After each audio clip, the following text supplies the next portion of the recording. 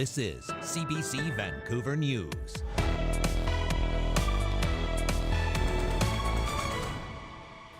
I didn't leave my party left me. Now that BC United leader Kevin Falcon is suspending his party's election campaign, some United MLAs wonder where they'll go next. We should be mourning the loss of the middle in this province. And I could not believe it. Following the collapse of the official opposition, Big surprise. That's a huge surprise. how BC United supporters are reevaluating who they'll vote for. Plus, let's go get a free crack pipe and cocaine smoking kit. a BC Conservative candidate's concern about harm reduction kiosks outside Vancouver Island hospitals prompt the Premier to order a review. Review it and talk to the people who use it. Don't talk to the people who are against it and who are fear-mongering. Hello, thanks for joining us. I'm Janella Hamilton. Several BC United MLAs say they feel politically adrift after leader Kevin Falcon announced yesterday his party was shutting down its election campaign and throwing its support behind John Rustad's BC Conservatives. As Katie DeRosa reports, some have now decided not to seek re-election. We were definitely surprised and felt a little bit abandoned. Mike Bernier and his fellow BC United MLAs are still reeling from the news that their party won't be running in the provincial election. It comes a day after BC United leader Kevin Falcon announced his party's withdrawal from the campaign. The BC Conservatives are still deciding which BC United candidates they want to absorb and who among their 83 candidates they're willing to ditch. But already some veteran BC United incumbents say they can't support John Rustad. That includes Todd Stone, the MLA for Kamloops South Thompson, and Shirley Bond, who represents Prince George Valemount. Both announced they won't run again. This is the preeminent challenge for John Rustad to, weed out of his party as many extreme views as he possibly can. Bernier, the MLA for Peace River South and former BC Liberal cabinet minister, says he's considering running as an independent. I didn't leave my party left me. Bernier says BC United caucus members were blindsided, only finding out about Falcon's decision shortly before his press conference with Rustad. BC United MLA Corinne Kirkpatrick is furious with Falcon's unilateral call, which she says leaves centrist voters without a political home. We should be mourning the loss of the middle in this province and be very concerned about this U.S.-style politics where we swing to the left and then we swing to the right. It's something Premier David Eby also addressed, saying moderate BC United candidates and supporters should turn to the NDP. They're looking for a home right now. They'll be deciding where to vote. And I hope they look to the BC NDP. For his part, Rustad has denied that his party has extreme views. He says his candidates come from across the political spectrum, and the BC Conservatives are ready to be the big tent party that can defeat the NDP. Katie DeRosa, CBC News, Victoria. John Rustad was our guest on CBC's BC Today, and callers from across the province had questions for the BC Conservative leader. There's room for folks in the party who may have disagreements with the NDP, but believe in the importance of addressing the looming threat of climate change, believe that LGBTQ citizens of all ages should be treated with dignity and respect, or that COVID doesn't come from 5G towers. Has anything really changed with your party? We've been actually working with Andrew Weaver, the former leader of the Green Party, who's won the Nobel Prize as part of this.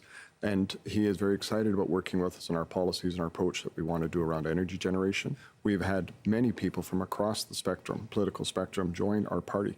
Lots of people from the NDP, for example, who have said, I voted NDP for the last 40 years, but I cannot vote for David Eby and his destructive policies. I'm coming over and joining the Conservative Party. So we actually have a very broad tent in terms of it. We have people, who are gay, who are bisexual. Our policies and approaches are very open. We have been too good at putting out fires, and we need to go back to being too good at putting out fires, and I hope that's part of your mandate. In my area last year, when there was wildfires, they fought hard to contain the fires. They got them contained. And then, of course, there was the fires down south, and they had to reallocate crews, and that's fine. The local crews wanted to stay and fight the fire. They wanted to stay and get the hot spots out. And government stood them down and said, no, you're not allowed to do that. The winds picked up, those fires jumped the guard, and people lost buildings. to me, the way we are fighting fires in this province is wrong. We need to be taking a very different approach. It's been so ugly over the past few weeks and even year between your party and Kevin Falcon's party. Like, how are you going to work together and put egos aside and get to work for everyday British Columbians? I can tell you, politics can often be described as a blood sport. I mean, it can be vicious at times. You know, you're in it, you're in the fight until you're not in the fight. So, I mean, I've worked with Kevin from 2005 to 2013 when he was in government. I've talked with Kevin numerous times when he was outside of government.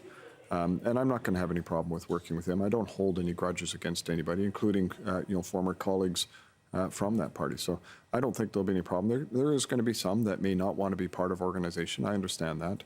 And that's the way politics can be. But we are a very large organization, and we're very welcoming for people right across the political spectrum. And with less than 2 months until Election Day, many BC United supporters are reevaluating who they'll vote for. Our John Hernandez visited a few ridings to hear how constituents are digesting the big change. It's something quite incredible to happen in politics. The streets are abuzz in the Vancouver Quilchena riding. This is where BC United leader Kevin Falcon is the MLA. His decision to suspend the party's campaign in support of the BC Conservatives caught a lot of people here off guard. I could not believe it. Big surprise. That's a huge surprise. Longtime voter Terry Burns applauds the move. I went, oh my God. He's backed away, and probably he should have. That's pretty brave for him. But not everyone here is happy about losing the party they've supported for years. Well, it doesn't surprise me, but it makes it very difficult to make a choice now because I don't like either party. A similar story for some voters in South Surrey White Rock, a decades-long stronghold for BC United, previously named the BC Liberals. I'm kind of sad because I am a Liberal, and, they did a lot of good things when they were in power. As Kevin Falcon now urges party supporters to vote Conservative, some analysts say BC United supporters could struggle to switch their allegiance, particularly because of issues where the parties have clashed, like gender politics and climate change. Some of those voters may stay home. Some of them may actually take another look at the NDP. And so I think we're still very much in a near toss-up at this point. In Kelowna Centre, a riding also held by BC United, supporters are hopeful the effort will dethrone the NDP. I think it's actually a really good thing for BC. We need a change. We need a shift. There's lots of things that are happening in BC that is sad. Now that there's one, hopefully there won't be a split vote, and I will vote anybody but NDP. A political shift that's enough to give NDP supporters pause. I thought it was a dirty trick to try to snuff out the NDP. I'm a little bit concerned that the BC NDP is not putting out enough media and not being loud enough. The pressure now on both parties to win over voters stuck in the middle as Election Day inches closer. John Hernandez, CBC News, Vancouver. Premier David Eby says he and his BC NDP party are open to welcoming BC United politicians whose values do not align with the BC Conservatives. And he is encouraging disaffected voters to look to the NDP. The Premier spoke with Stephen Quinn on CBC's The Early Edition. If you look at the history of BC politics, it's not a surprise to see a united right flank. I guess the surprise really is that the unification was around a party and a leader who doesn't believe that climate change is real. It appears on podcasts like Jordan Peterson's, who thinks that the problems in society started when women got access to birth control, and that 5G cell phone towers are weapons of genocide. I mean, these are really bizarre views to unify around. And I'm sure it was surprising to Kevin Falcon as well. With the combined forces of BC United and the Conservative Party, if you put their polling numbers together, they are at least 6 points ahead of the NDP as it stands now. How concerned are you about this election? There are a lot of people who would have reported those pollsters they were voting BCU, who would never in a million years support John Rustad and the BC Conservatives. So they're looking for a home right now. They'll be deciding where to vote. And I hope they look to the BC NDP. If literally just last week, the BCU was handing out tinfoil hats to describe the positions of the BC Conservative candidates.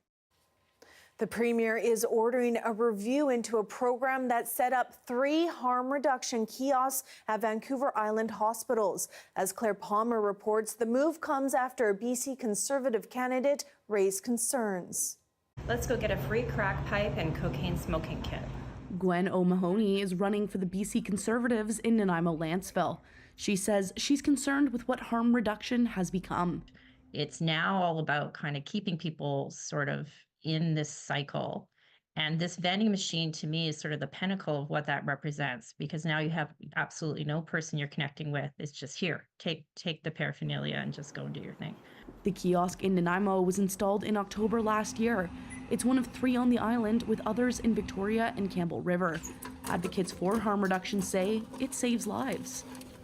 I think it's taken a long time to even get an egalitarian service like this available in our community, and now that we have it, I'm a little bit distressed that it's being used as a lightning rod issue to stir up angst in community, when really it's providing life-saving service. Premier Eby ordered a review of the program, but added the province wants people to remain in contact with the healthcare system.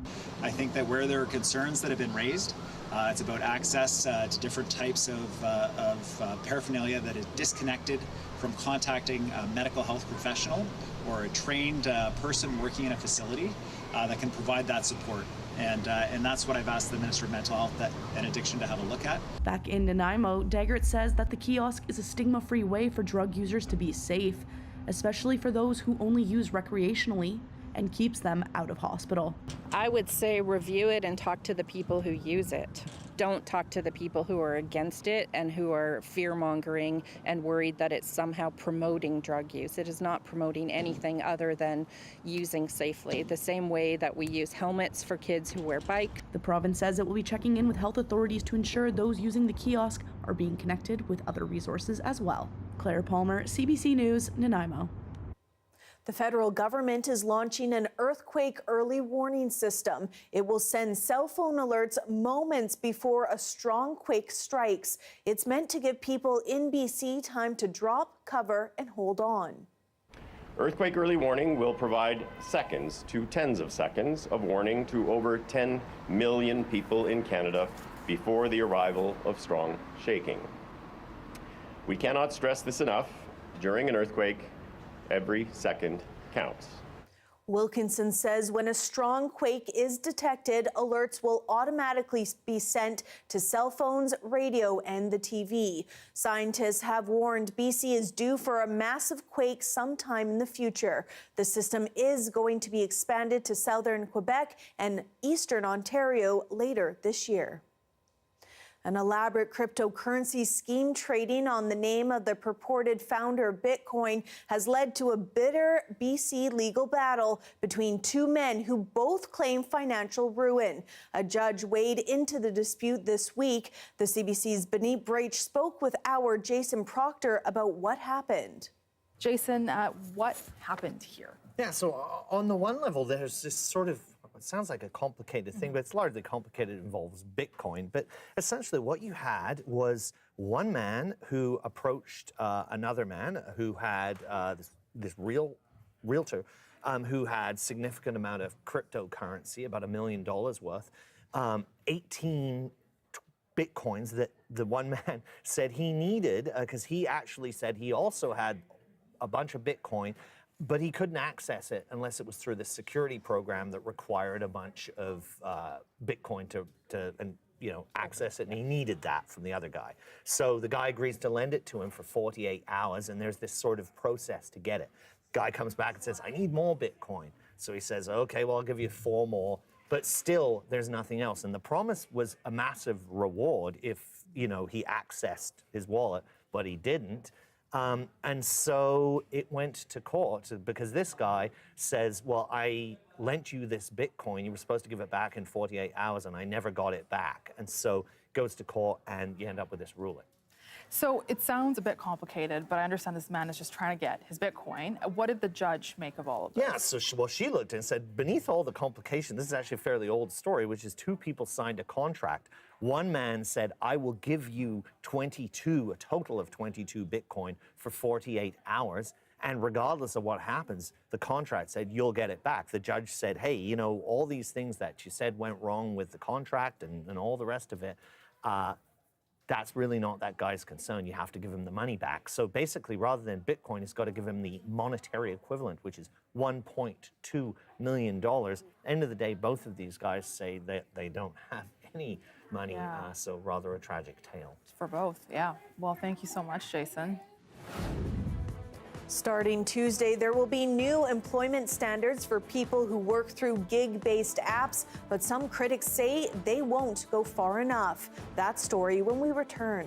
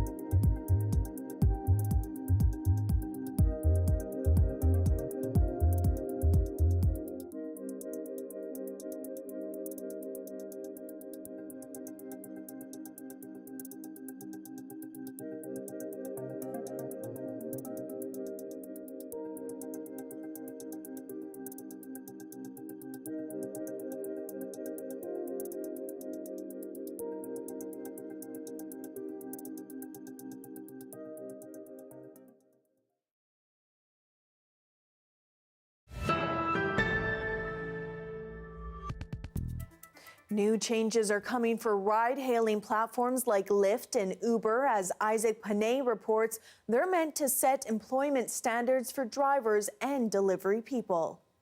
I'm a driver. I'm here to earn money, not to lose money.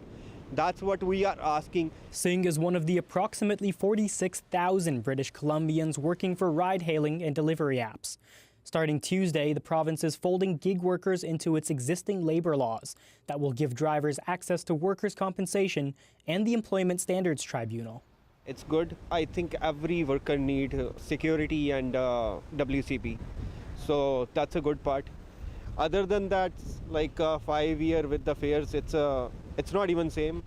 What they used to pay, it's less than that now. It's a good start. It establishes a base that we can work from in the future. The compensation is pretty low, both for expenses and for hourly wage, and hopefully this will just be a start and we can increase that in the future. CUFI says the regulations are a step towards employment standards for all gig workers, but they're left out of benefits, employment insurance, and pensions. The changes come with a new set of special regulations, like a minimum wage of $20.88. That's paid only when drivers are completing a trip, not while they're waiting for an assignment. We crafted these regulations specifically to deal with the ride-hail and food delivery workers because of the uniqueness of the workplaces. Bain says the minimum wage for drivers is 20% higher to make up for waiting time. If the data shows that they are in fact waiting longer than 20%, then certainly there will be room to improve. Back on the road, Singh says that's not enough.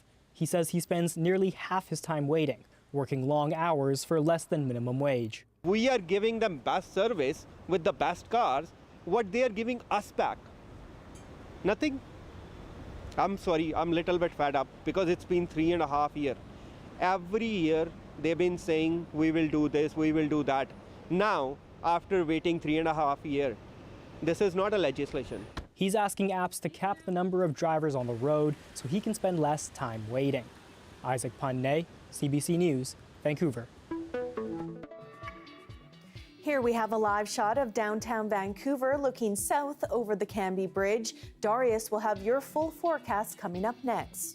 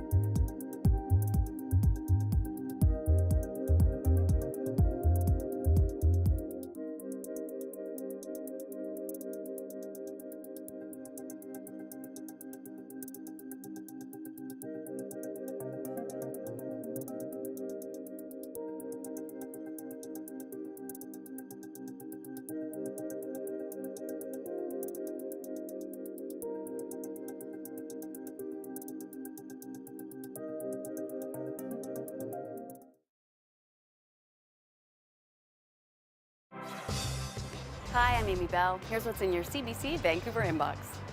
Stream your favorite CBC dramas or comedies 24/7 on demand on the CBC Gem app.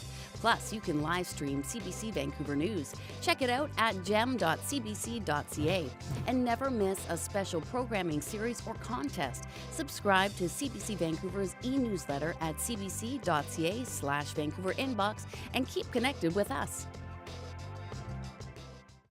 The weather update is brought to you by Direct Buy Furnace. To cool and clean the air in your home, call Direct Buy Furnace. Installing Trane, the most reliable heating and cooling brand.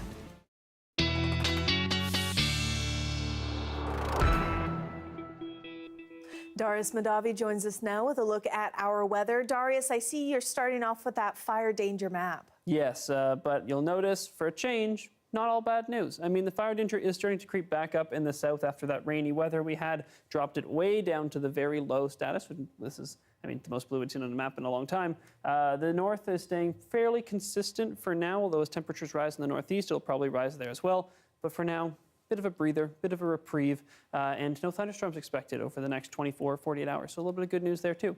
Now, that ridge of high pressure that's bringing us those hotter, sunnier conditions that I'm sure people have noticed across BC is here to stay. It'll fade in and out at times, but not disappear completely, meaning for the southern interior, nothing but sunny skies here on the coast, maybe a little bit of cloud at times, but generally still very sunny. Now, a little bit of moisture will continue to feed up into the northwest, so be ready for that. A little bit of moisture up there, which is not all bad news. A little bit cloudier, a little bit more moisture, like I said, but generally staying fairly calm. And again, just a little bit of cloud creeping in at times early next week down in the south. But generally, again, sunny skies is going to be the story for a long time now.